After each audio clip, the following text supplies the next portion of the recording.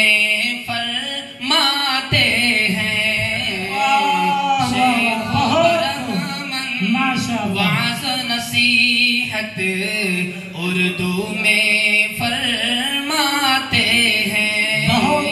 साथ रही है साथ रहेगी जान हमारी उर्दू है। उर्दू की पहचान है हम और पहचान हमारी उर्दू है। आखिरी शेर पेश करता हूँ, मुलाहिज़ा फरमाएं।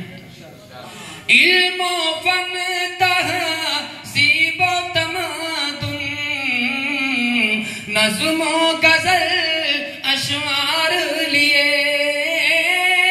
इल्म फन तहज़ीब तमद्दुन नज़्म गज़ल अशआर लिए।